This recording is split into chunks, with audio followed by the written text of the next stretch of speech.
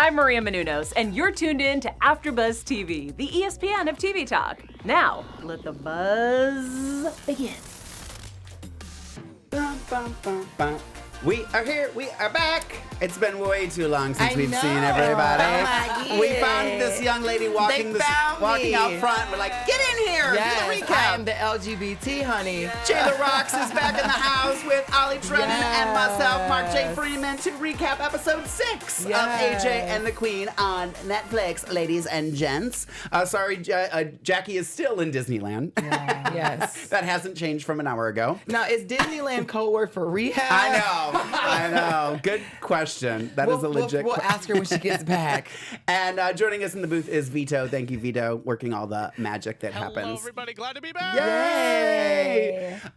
So later in the show, we're going to be breaking down some news and gossip, and Ollie's going to spill the tea on which Drag Race queens are reacting to AJ and the Queen on YouTube. So you want to stick around for that later in the show.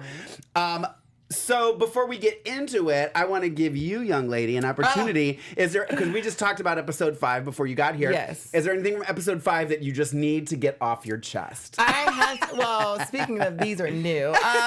Actually, I do want to say, like, I love the appreciation, and maybe you can, like, back me up on this one, for the old school drag fans. Like, not Drag Race fans, the drag fans. So when Bob Mackie came up, and the Cher's came up, and the Diana Ross came up, and, you know, I just felt like there is some old man. Yeah. Not you. No, there is A different old man. A different old man. We're talking about the viewers. There is some old man out there appreciating this moment because, like they always say, like, you know, the millennials took over the bars, and now it's not the same feel. So when we used to see the queens who had to buy magazines, they might have stole it or something. Right. But we appreciated those moments, and I thought that episode 5 was what we needed for, like, old drag fans. Yeah, I agree. 100%. 100%. Yes. I'd hit the 100% emoji on that. Yeah. Bing. Bing. There we go. So just as a reminder, AJ and Ruby started their journey in New York City. They've been to Pittsburgh, Pennsylvania, Columbus, Ohio, Louisville, Kentucky, and last episode they stopped in small town Mount Juliet for a little pit stop. Yes. They technically weren't performing. They had a couple days off from the thing, so they stopped. So now, and I do think me and Ollie kind of touched on this last episode, so let's see if you agree with this, Jayla. Okay. But I do think we're starting to see different sides of all the characters. They're becoming more fleshed out. Lady Danger, Damian, AJ. We're starting to find out more about them. I think we're starting to kind of like everybody more. What do you think? Like Jayla? everybody more? I mean, I'm starting to like everybody more. Like, I'm just starting, I think once, because, you know, you always have, especially like for us, we can kind of relate to this. People see us on the podcast or hear us, and they think they know us. And then once you get to know somebody, you do like them more because you get to see everything about them. So I think because we're getting to we were talking about last episode, Lady Danger talks about being Miss Hawaii and that America wasn't ready for an Asian Miss America, so she didn't win. Which was also, did you catch the Vanessa Williams parallel? Yeah. Okay, with the naked picture. Right, okay. Exactly. Somebody got it, but right? Do you think, I mean, are you starting to feel like you're seeing more? I don't know if I like the characters, but I feel like we are getting backstory. Gotcha. Yeah. But I do live for Lady Danger because Lady Danger is Michelle Visage to me. Pretty much. Yeah. So I'm here for like evil Michelle Visage. And I think Tia Carrera is a great Lady Danger. And we do appreciate like sexy Damian moments. Well, what do we call him now? Hector, Damian. Yeah. It depends. If it's a flashback, I usually just say Hector. If it's current, I say Damian. I say something Well, else. he still stole your money. Ollie says daddy. I say something I can't say because it's a bad word. Wait, say it. F-boy, you know. F-boy. No, but I think what the writers are doing, they're doing a really good job of kind of implementing these evil, quote unquote, evil characters, but also kind of like they'll say like a line, they'll say a sentence that really intrigues you in a way of like, oh, that's something sympathetic, for example. I want to get to know more of that character more, even if I still don't like them. So, do you think that Damian is really the F-boy here, or Lady Danger's the F-boy? Good question. Because that's what I'm starting to see, looking back in these last 2 episodes. They different types of F-boys. Okay. There are different types of F-boys. Because she's definitely just trying to get her coin for sure with the pumping and whatnot. Whereas Right. he doesn't want to admit like, oh, I might be queer or under the spectrum. And that's what I got from it. Yeah, definitely. But we'll see. We'll see. We'll find out. So we start the episode with Ruby telling us that they have a couple days off from the tour and they're going to stay at this RV park in Little Rock, Arkansas. Yes. Which I've never been to Arkansas. That's one of probably the only states I haven't been to. Yeah, I don't think I'm welcome in Arkansas. You know, I'm just going to say this now since you just said that because, and I didn't put it in the notes, but it was something I was thinking is like, I like, because we talked about this before, that Ruby keeps saying to AJ, you know, you can't judge people, There are definitely bad places that we shouldn't be. Yeah, I think it's safe to say Don't try that. to be like, oh, everybody's welcome. Yeah, just because, and this is a TV show, and they're not saying that there aren't good people out there and that you couldn't go to an RV park in Arkansas and be safe. Right. But please, you know, it's Hollywood. There are unsafe places. There are people that are going to try to take advantage of you. So just please be careful. And it's, you know, again, it's TV. But I said this last time. I feel, Ollie, you weren't here for this, but I said I keep waiting for her to be wrong, right, and it to be something bad happen to her. So, and I thought in this particular episode that it might actually. I mean, skipping ahead a little bit, just when Robert went into the wrong RV and seeing the rifle on the table, the shotgun, whatever it was. Yeah. And nobody decided to pick it up and see this big black man coming up in your RV with clothes. In a kimono. Yeah, in a kimono. Yeah. This weird man. Yeah. I would have had the gun. Like, you know, I'm surprised that nobody, like, picked up the gun. Like, right. yeah, ooh, the gun's scary, but, you know. Yeah. But maybe who's to say that we won't get that scene later down the road? I feel like... Yeah. But it's a very it could be. It's a semi-lighthearted I just felt like it was something we should talk about. Just because I think all of us are very aware of where... Right. You should always be aware of where you are. Right. Yeah. And that is even in LA. There's parts where I go to, you know, and nearby where I just have to go. I mean, it's hard for me to butch it up, but like I try to do as best I can to just not do a hey girl or whatever. I have purple hair. Sometimes I have to watch. Okay. Sometimes I got pink hair. I had purple hair too. Exactly. So I know how the look. Oh my God. I'm getting a little aggressive. She's cut over off. here. I know. She's cut off. No, I get it. I gotta be conscious of your Just be conscious of it, right? So they're well, she says that they are taking a break from touring. There's a downtime, but AJ explains that it's not really a break. She was she had her booking canceled because she got in the fight with the bar manager. Same. Calling it backwater swamp or something. Done that a million times. Yeah. And yes, the bars do smell like backwater. If you've been to an old rinky-dink bar, you know how it smells. So I mean, because it's the mop water that they use before the club opens. Yeah, that's exactly.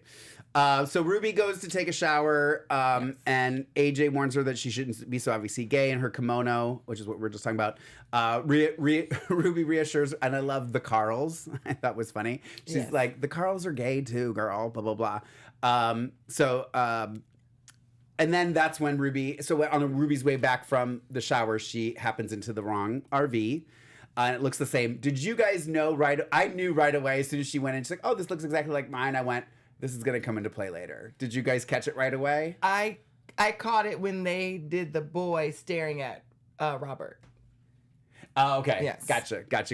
At the dresses.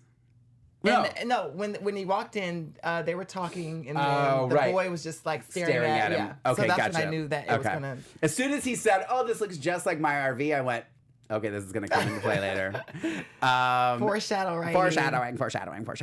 We need that. We need a foreshadowing sound effect because we could be using that a lot. Because I feel like there's a lot of foreshadowing and everything.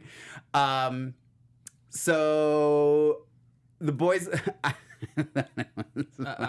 When Ruby, I love when he does that. He can't get the word out. When the little boy's name is Brick. It's Brick. And the reference to Tennessee Williams and stuff. And when the mom was like, we don't know those words. It was always going to be my quote of the week. It's not. But I literally laughed out loud. That was what we were talking about last time. Now, can you give us a rundown for those who don't know that reference? Tennessee Williams is a Southern playwright, and he has all these very Southern named characters. And so I think Brick is a actual character in one of his plays. And so that's who she used it for. I took a Tennessee Williams class in college. So I read a lot of Tennessee Williams. I'm very familiar with Tennessee Williams. So it was really funny to me. And I like the jokes because like certain people will get it. Yeah, exactly. And then I have to text you and like, oh, what does that mean? This is all ruse. Like, then this Oh, is, it's it's funny because completely- this is completely ruse. Yeah. Inspirations and whatnot and Yeah. influences in his career. By the way, the reference is specifically to Cat on a Hot Tin Roof, and yes. the 3 characters are Brick, Big Daddy, and Maggie. Yes. So that And might there's that so it's might have very- been But the isn't characters. that particular play is also, isn't it very queer? Like elements. Everything that Tennessee Williams done, there's some sort of homosexual undertones in it and stuff. So it's if you have a chance to read, Right. I'm not going to get into it. Okay, it's a whole other episode. different podcast. Different podcast, yeah. So then Ruby later finds on her computer a folder with stuff from Hector. Yes. Again, I'm going to refer to Hector as Hector Damian. when we're talking about past, and Damien when we're talking about present. So she calls Coco and Coco / Coco Lewis. Perret. Lewis, and who's in drag, and tells her that I found the folder, and of course he tells her to trash it, which she does, and then digs it out of the trash, and then she finds her 5-year plan. Yes. Now we've all with done Hector, that. We've all which- deleted something and never really deleted Which it. is another moment we could use the foreshadowing sound effect It's now. Still in your Like, trash. yeah, it's still in the trash. It's just sitting there. Yeah, Like, you know how she didn't when- empty the trash. Right. She put it in the trash. Just She put didn't it in empty the the trash. trash. So she dug it back out. So at the end of her wish list for 5 years was, we might need a sound effect for this, adoption. question mark with a baby crying. Yeah, exactly.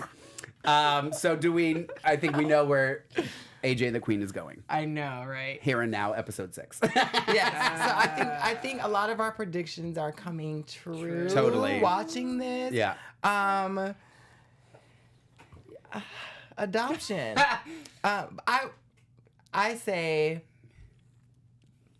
yes. I don't even We know what to have say. left Jayla speechless, ladies Yes. and gentlemen. A rare moment here at AfterBuzz TV. Yes, I know. Okay, so is this really what's going to happen? I don't think it's going to happen right away. I don't think it's going to happen in episode 7 or 8. I think that it's something down the road that... It's hard to kind of like think about that because obviously some of the flashbacks we've seen of AJ and her mom, you want them as a viewer, at least in my perspective, I want them to kind of rekindle what they did have because what I did see from them in the good memories, it was like really nice and put together, and her mom was supportive of her and she loved her daughter, and her daughter loved her mom. But if you also watch back, these good moments are. And when like she's having the good moment, but then they show you the bigger picture, and it's still some bullshit. Oh, but like for example, when she said, "Oh, your present's in my purse." Oh, don't go in my purse. Right. I'll get it for you. So what she thought was a good moment was also a bad moment for her. Right. So, yeah. I mean, and maybe like and I like the whole diamond in the rough analogy throughout the whole episode because we're going to see AJ become iconic.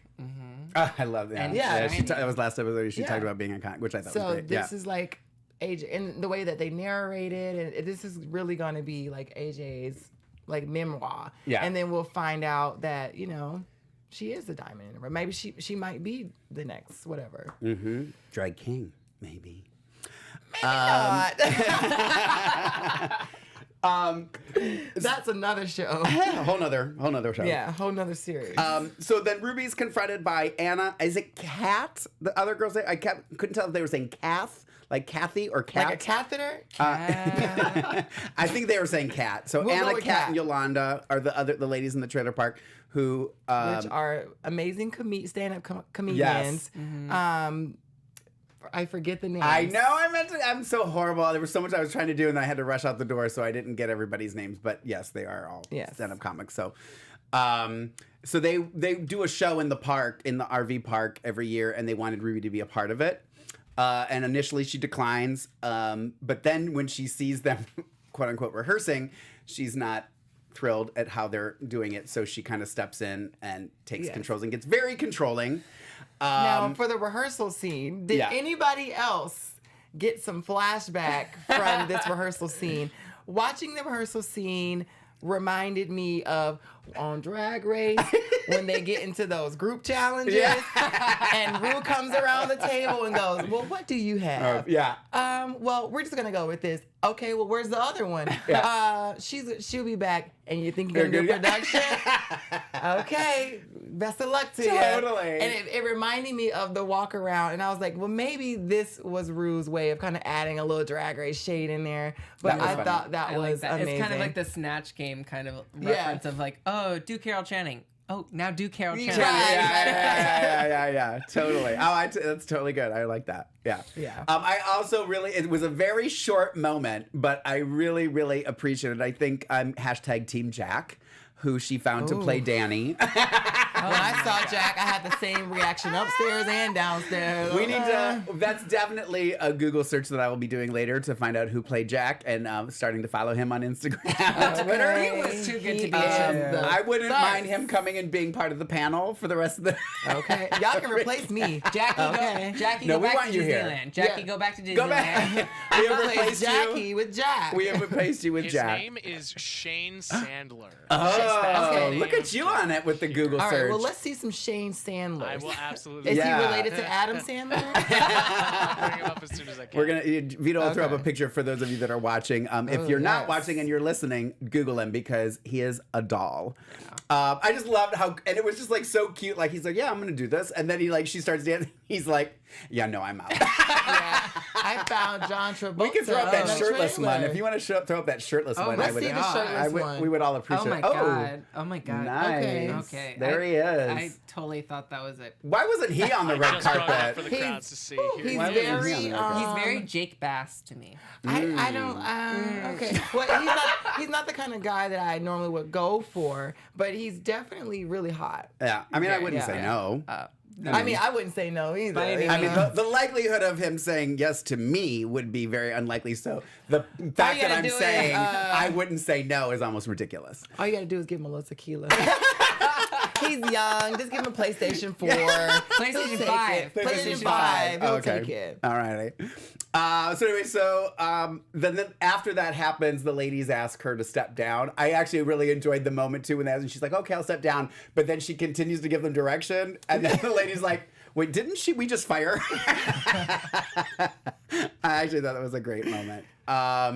So she doesn't perform her way. Then she sets it up to have AJ and Brick step in for her. Yes. They're going to play, AJ's going to be Sandy and Brick is going to be Danny. Mm-hmm. And so she's like telling him, okay, so when they start performing, you're going to sneak in and you're going to, steal the show, da-da-da. Well, unbeknownst to everybody, Brick decides he wants to switch with AJ and he wants to be Sandy and let AJ be Danny. So they start performing, and you don't find out till they come on stage that they've swapped outfits, which I thought was just so darling. Personally, I just thought it was, and Rue even says in the trailer when she's leaving, everybody likes a kid in a costume, and I was like, that's so true. Yeah. Pretty much, and a round kid at that. We all like round kids. It's cute until you're. It was so cute. I enjoyed it. And isn't it funny how no one criticized AJ for being a Boy. but everyone, the father criticized his Correct. son Yeah. for representing a female form. Right. So that was just very also very telling of very social norms and whatnot. Absolutely. And then the dad does flip out and drags Brick off the stage and back to the RV. Then Robert / Ruby decides to become Spandex Sandy, as I call it. Yes, Spandex Sandy. And goes to the RV to talk to Brick's dad, and they have this kind of. And that's, I think, the moment where I think we all kind of go, is this going to go bad? Is this going to go good? Right. What's going to happen? I thought it was an interesting how he related what Brick was going through to owning a gun. Yes. And he says, what if somebody wanted to take your gun away? Would you want to do it anyway? He's like, yeah, absolutely. And he's like, well, that's what your son's going through, And it takes more conversations, hearing it from RuPaul and not other normies, to connect with struggling parents. So I just say to the struggling parents out there who are dealing with the same issues, let your children be too much. Yeah. The world needs it. So Absolutely, and I think that it does. Again, we were talking about this last because we were talking about the scene where she's looking in the window of the house, Yes. looking into people's lives and stuff. You just see things so differently than they truly are. So I think when it does come home, and you have the son who wants to wear a dress, you're forced to deal with it. It's easy for you to trash talk it and say this and say that, but when it's in your home and you have to deal with it, you got to deal with it. And I also like, even going back to episode 5, that Ruth's quote is, that kid will find their way out of this mess one day. We talked about that. Yeah. And that really stuck with me because I'm like I said, no matter what you're going through, there's always going to be like that light. It gets better. It gets better. Which is, I think, such a perfect slogan. And I think kind of like the whole thing about Grease, I loved Grease. Regardless, I keep punching this damn mic. I'm so sorry. It's those Krav Maga classes you've been taking. She's cut off. I'm so buff. I'm so masculine. So masculine. But what I always kind of had an issue with Grease. It's so funny until I actually watched this episode. I was thinking, oh, Sandy's trying to become something that she's not. But I loved how Robert explained the fact that, no, Sandy's actually reclaiming who she is, becoming who she is, reclaiming her sexy for this man who's actually, if you watch Grease, or whether it's on movie or the television, whatever, theater, you see him kind of try to be like Sandy in a sense, but she's like reclaiming her sexy because he puts on the sweater, he's like trying the Letterman sweater, to be more like her. An athlete. He's trying to be a soch. If you read like The Outsiders and whatnot, and it's so funny because also like the Pink Ladies only date greasers, and the greasers vice versa. And Sandy's not a pink lady. She's never been a pink lady. So I feel like a lot of queer people can kind of relate to Grease, obviously because it's a musical, but also because of that idea of like, no, you're this ingrained idea of like you have to date a certain person, you have to be with, like, you have to have sex with a certain person because of social status, social norms, whatever. Like, you know, and then like, we form that with our identities, and then we have this ego that we like put up, and I don't know, it's just a lot. But we're tackling these issues per episode, and Sandy totally flipped the script, and that's what I really love, that they actually implemented that in AJ and the Queen. Yeah, totally. I agree. 100%. Come on, writer's room. Yeah, get on it. Yes.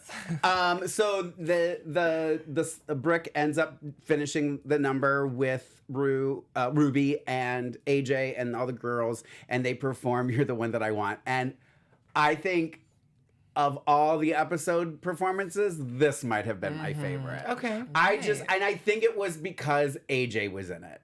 And again, I think this is why I wrote that at the beginning of this podcast. We're starting to see new sides of people. Yes. And we're starting to see AJ open up. And I literally couldn't stop watching AJ. I just was like so thrilled to see them performing together and kind of becoming a team.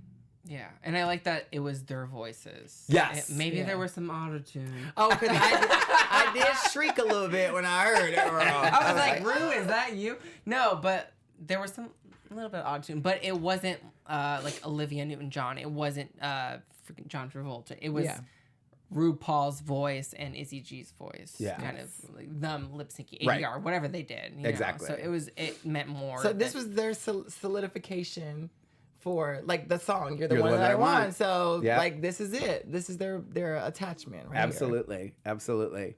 I do have one question though. I can't sleep at night. Oh no! And it's a burning question I've been having this whole season. Where is Ruby finding the gas money to like stay there? Because if she has no money. Yeah. How are you making? Well, it I'm from thinking stop when to she's stop? saying, some people who are good planners will say they don't have money because they've already allocated this money for something. So that's what I'm going to go with. She's allocated gas money, so she doesn't have any money besides that. The booking money. She has AJ though, and AJ's good at stealing shit. Schemer. She's a scheme queen of schemes. Queen of schemes. Queen of schemes. If you don't have any money, find you a scam artist. I said if I'm going to travel across the country, I want to go with AJ. Is Plain it and simple. AJ? You want to, Jayla? You weren't here, but do you want to go with AJ or Lady Danger for around the country? If you had to go with one. Ooh, I would want to go with Lady Danger because I don't like kids. No, I love kids, just not other people's kids. Right. Yeah. Right. I would definitely go with Lady Danger because that bitch like to shop. She does. And she has a new Birkin bag, honey, so she must got the money. She does. And she stops. She cares about you. She wants you to eat. So look, if you stop by McDonald's, I'm okay with it, you know. So as long as we eating on the trip and we shopping, girl, I'm going with you. Yes.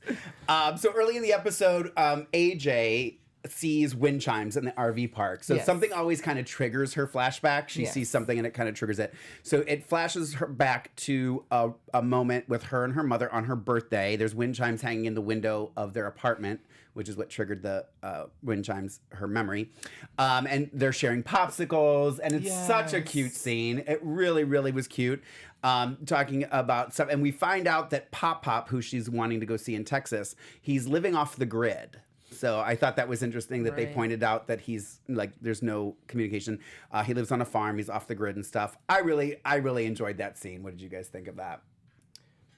No, it was very heartwarming. I think that was a scene that like I thought of like, wow. I presume that Pop is her mother's dad. Father. That's my guess too. That's my guess. There's no mention of dad, which is very interesting, which is nothing to be ashamed of. AJ's dad.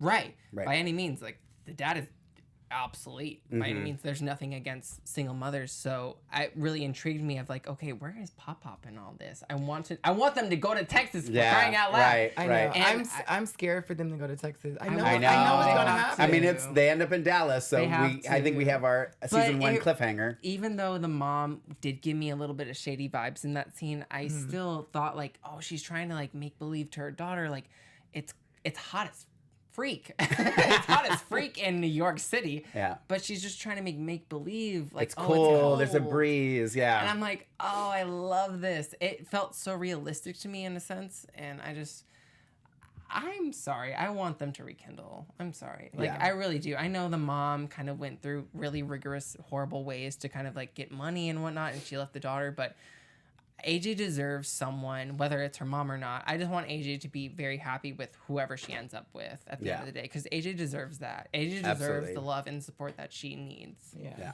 I agree. I haven't seen the season finale yet, but I don't want what I think is going to happen. I know. I was thinking the same thing. Yeah.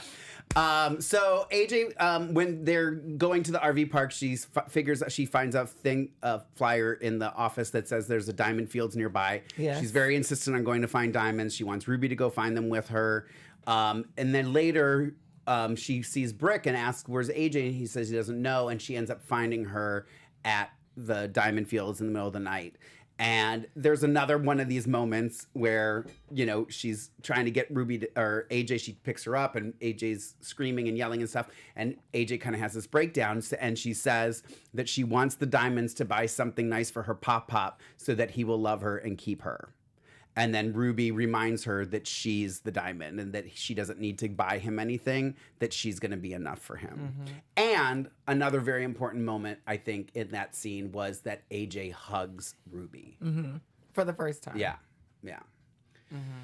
Any thoughts, ladies and ladies?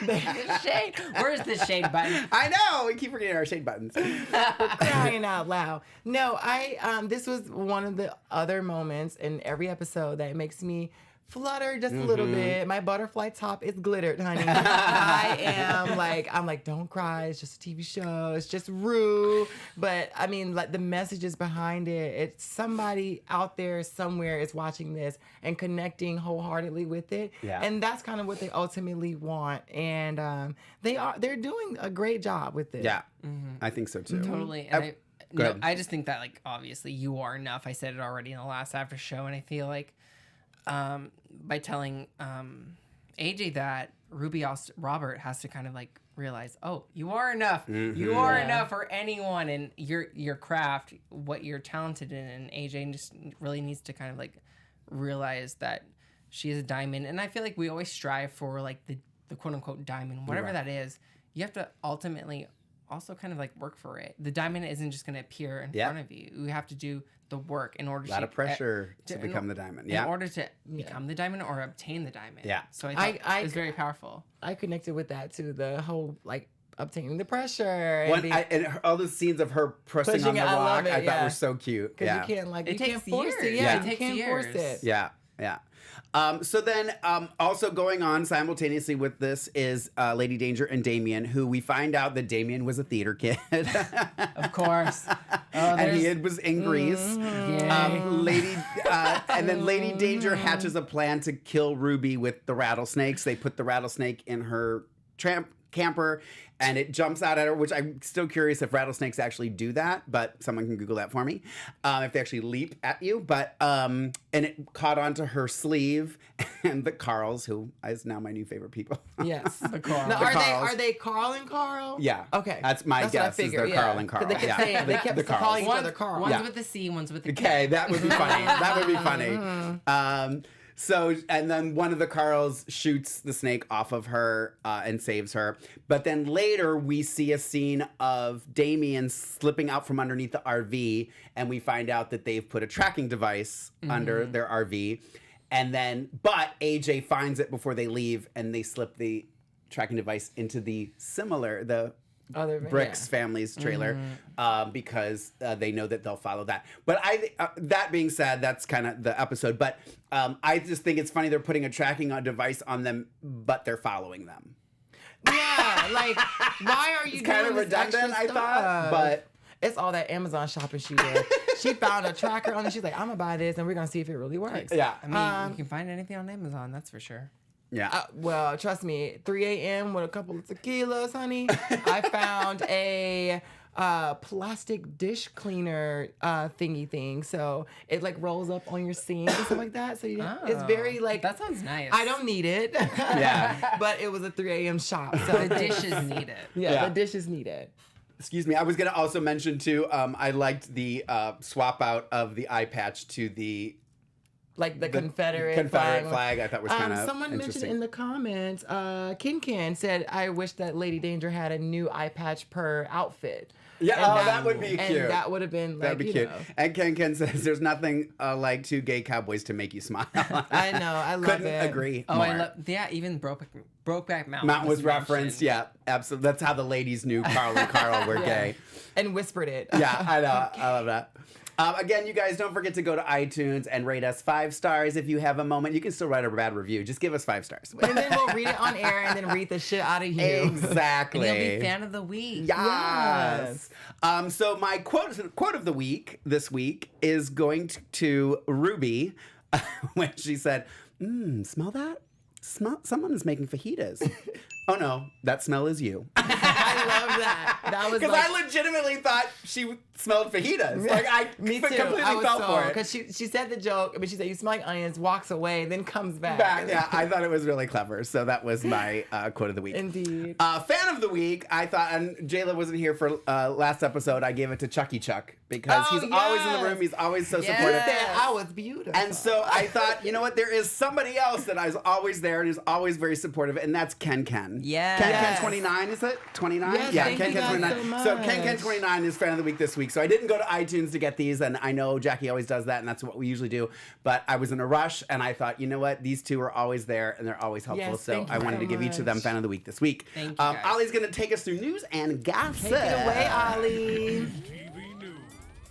Well, first and foremost, this is clearly a Netflix show, but one of your guys' favorite queens, Trixie and Katya, have recently reacted to AJ and the Queen on Netflix, Okay. and Netflix released this on YouTube, so go check it out. It's like 15 minutes. Oh, it's on the Netflix YouTube it's channel. their new show. Yeah, right, yeah. right. So okay. they react to it. Go check it out. I didn't have time to watch it because it's like 15 minutes long, and I'm like, oh, Yeah, I I just like the. Stella doesn't I have an love- extra 15 minutes, ladies and don't gentlemen. get me wrong. I love Trixie and Katya, but we also have more news. We got DragCon UK this weekend. Oh, yeah? It's Yes. huge. But there was also a lot of controversy, unfortunately. Unfortunately, there was a lot of queens, or a lot of fans, I should say, that didn't really get into the Saturday ticket price.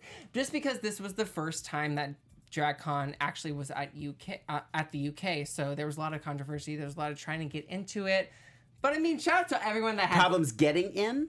getting in. I feel like they oversold. They oversold. That was the huge thing.